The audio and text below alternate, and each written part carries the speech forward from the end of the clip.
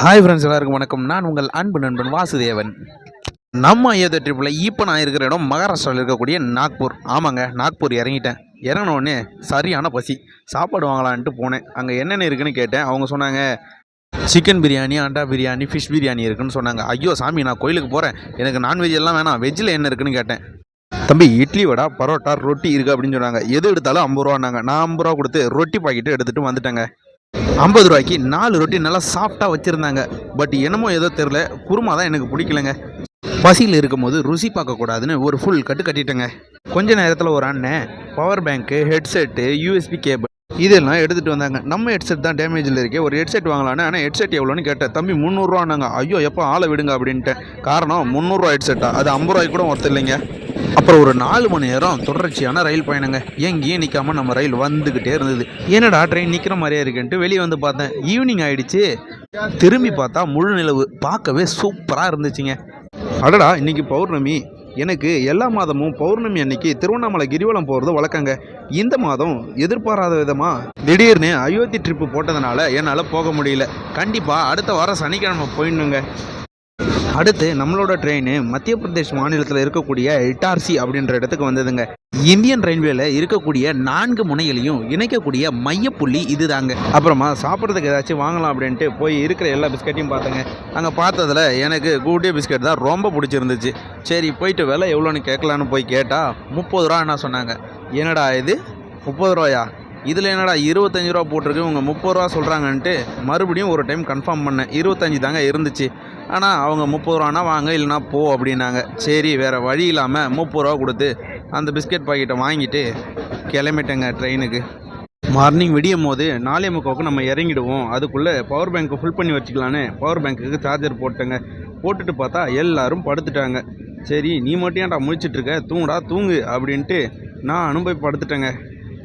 என்ன குளிர் தான் தாங்க முடியல. வீட்டில் இருக்கவங்க ஃப்ரெண்ட்ஸுங்க எல்லாருமே சொன்னாங்க, போகும்போது பெட்ஷீட் எடுத்துகிட்டு போடா அப்படின்ட்டு. கேட்காம வேஷ்டி மட்டும் கட்டிக்கிறத எடுத்துகிட்டு போனேன். வேறு வழியே இல்லாமல் அந்த வேஷ்டியை பொழுதுட்டு தாங்க தூங்கினேன். ஏடா இவன் அன்ரிசர்வ்டில் போகிறான்னா, இப்போ என்னடானா சீட்டில் படுத்துட்டு இருக்கான், என்னடான்னு பார்க்குறீங்களா? ஆமாங்க, அன்ரிசர்வ்டோட கண்டிஷன் இப்படி தாங்க இருந்துச்சு. கூட்டமே இல்லாமல் ரொம்ப ஃப்ரீயாக இருந்துச்சுங்க. நானும் படுத்து தூங்கிட்டேன். சரி, நம்ம மட்டும்தான் இப்படி இருக்கிறோமா, எல்லாருக்கும் குளிர் தானே, போய் பார்க்கலான்னு போனால் எல்லாருமே நேராக பெட்ஷீட் காடியிலேருந்து இங்கே வந்திருப்பாங்கன்னு நினைக்கிறேன். ஆளுக்கு ஒரு பெட்ஷீட்டை போட்டுக்கிட்டு மொத்தமாக தூங்கிட்டு இருந்தாங்க. உண்மையிலே ஒரு 470 ரூபா டிக்கெட் எடுத்துகிட்டு இந்த மாதிரி ஸ்லீப்பர் மாதிரி படுத்துட்டு வந்தால் செம்மையாக தாங்க இருக்கும். வேறு லெவல் எக்ஸ்பீரியன்ஸுங்க. ஆனால் குளிர் தான் தாங்கவே முடியல. என்னால் எனக்கு தூக்கமே வரல. குறுக்க நடுக்க இதுக்கு அதுக்கு நடந்துக்கிட்டே இருந்தாங்க.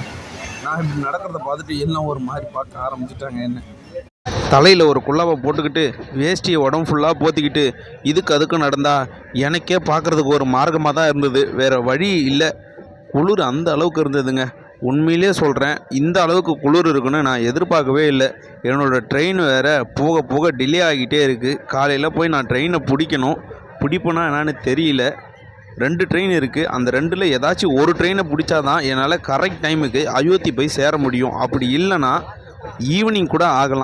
அப்படி இல்லைனா 280 ரூபா கொடுத்து பஸ்ஸில் தாங்க போகணும். அதுவே நான் ட்ரெயினை பிடிச்சேன்னா நீட்டாக 70 ரூபாயில் ஜம்முன்னு அயோத்தி போய் சேர்ந்துருவேன். பிரயாகராஜிலேருந்து பிரயாகராஜ் ஒரு 2 கிலோமீட்டர்ஸ் இருக்கும்போது எல்லாருமே அவங்களோட பேகு எல்லாத்தையும் எடுத்து வச்சுக்கிட்டு இறங்குறதுக்கு ரெடியானாங்க. நானும் என்னோடய பேகை எல்லாம் எடுத்து ரெடியாக வச்சுட்டு எப்படி இருக்குன்னு வெளியே போய் பார்க்கலான்னு கேட்டை திறந்தேங்க. திறந்ததுக்கப்புறம் தான் தெரியுது ஃபுல்லாக பனிமூட்டம்.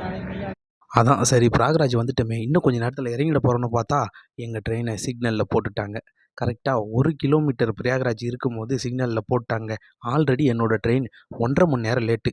இதுக்கப்புறம் எப்படி போகிறதுன்னு யோசிச்சுக்கிட்டே இருந்தேன். கடைசி வரைக்கும் அவங்க ட்ரெயினை எடுக்கவே இல்லை. கிட்டத்தட்ட ஒரு 1/2 மணி நேரம் வெயிட் பண்ணி பார்த்தேன், எடுக்கவே இல்லை. சரி, இறங்கியாச்சும் நம்ம போயிடலாம் அப்படின்னு ரேப்பிடோ போட்டாங்க. பட் ரேப்பிடோ அண்ணனும் இந்த ஏரியா எங்கே இருக்குன்னே தெரில, நான் வரலன்னு சொல்லிட்டாங்க. அதுக்கு காரணம் நான் இறங்குனது ஒரு முட்டு சந்துங்க. என்ன பண்ணுறது, வேறு வழியே இல்லாமல் அங்கே இருக்கக்கூடிய ஒரு தெரு வழியாக இறங்கி வேகமாக ஓடினேன். 1/2 மணி நேரத்தில் போய் ட்ரெயினை பிடிக்கணுமே அப்படின்ட்டு அங்கேருந்து பார்த்ததில் ஒரு மெயின் ரோடு தெரிஞ்சுது. அதனால் வேகமாக ஓடினேன். போகிற வழியில் பார்த்தா நாயெல்லாம் என்னை பார்த்து கொலைக்க ஆரம்பிச்சிச்சிங்க. எனக்கு சரியான பயம் வந்துடுச்சு. என்னடா இது, கோயிலுக்கு போகிற வழியில் இப்படியா அப்படின்ட்டு. நம்ம ஊரில் நார்த் இந்தியன்ஸ் பெட்ஷீட் வைக்க வந்தால் நம்ம ஊர் நாய்ங்க நார்த் இந்தியன்ஸை துரத்தும். அதே மாதிரி இங்கே என்ன துரத்த ஆரம்பிச்சிட்டாங்க. கொஞ்ச தூரம் நடந்து போன உடனே ஒரு மெயின் ரோடு வந்துச்சுங்க. அங்கே வந்து டூ வீலர்ஸ எல்லாம் நிறுத்தி லிஃப்ட் கேட்டேங்க. ஒரு 2, 3 பேர் நிறுத்தவே இல்ல. அதுக்கப்புறம் ஒரு அண்ணன் நல்லபடியா என்னை நிறுத்தி டூ வீலர்ல ஏத்திக்கிட்டாங்க. அங்கேருந்து போனோனே, "தம்பி நீ எங்கே போகணும்னு?" கேட்டாங்க. "அண்ணா பிரயாக் ஜங்ஷன் போகணும்ண்ணா" அப்படின்னு சொன்னேன். "சரி தம்பி, நான் அந்த வழி போக மாட்டேன். நான் உன்னை ஒரு சிக்னல்ல இறக்கி விடுறேன். அங்கே இறங்கி நீ ஆட்டோவில் போயிடு தம்பின்னு" சொல்லிட்டாங்க. ரொம்ப நன்றி அந்த அண்ணனுக்கு சொல்லிட்டு, அங்கே வந்த ஒரு ஆட்டோவில், "அண்ணே பிரயாக் ஜங்ஷன் வரைக்கும் போகணும். எவ்வளோண்ணேன்னு?" கேட்டேன். "தம்பி ரூ. 150 ஆகும்" அப்படின்னு சொன்னாங்க. "அண்ணே நான் வந்ததே அட்ரஸ் சொன்னேன். எனக்காக ரூ. 100 வாங்கிக்கோங்கண்ணே" அப்படின்னேன். "இல்லை தம்பி அதெல்லாம் முடியாது. அது 4 கிலோமீட்டருக்கு மேலே வரும்" அப்படின்னு சொன்னாங்க. "அண்ணே ப்ளீஸ்ண்ணே" அப்படின்னு கேட்டேன். அதுக்கப்புறம் அவங்க சரி ரூ. 110 கொடு அப்படின்ட்டு ரூ. 110க்கு ஓகே சொல்லிட்டு ஆட்டோவில் ஏறிட்டேங்க. "அண்ணே அயோத்தி போகிற ட்ரெயினுக்கு இன்னும் 1/4 மணி நேரம் தான் இருக்குது. போயிட முடியுமான்னு கேட்டேன். "அதெல்லாம் நீ பயப்படாத தம்பி. உன்னை எப்படி கூட்டிட்டு போய் விடுறேன்னு பாரு" அப்படின்ட்டு ஆட்டோவை ஒரு விரட்டு விரட்டுனாங்க. நம்ம விவேக் அண்ணா சொல்லுவாருல்ல, "எட்டு என்ன ஒய் உட்காரு ஒய், நான் 7:30 போட்டு காமிக்கிறேன்னு."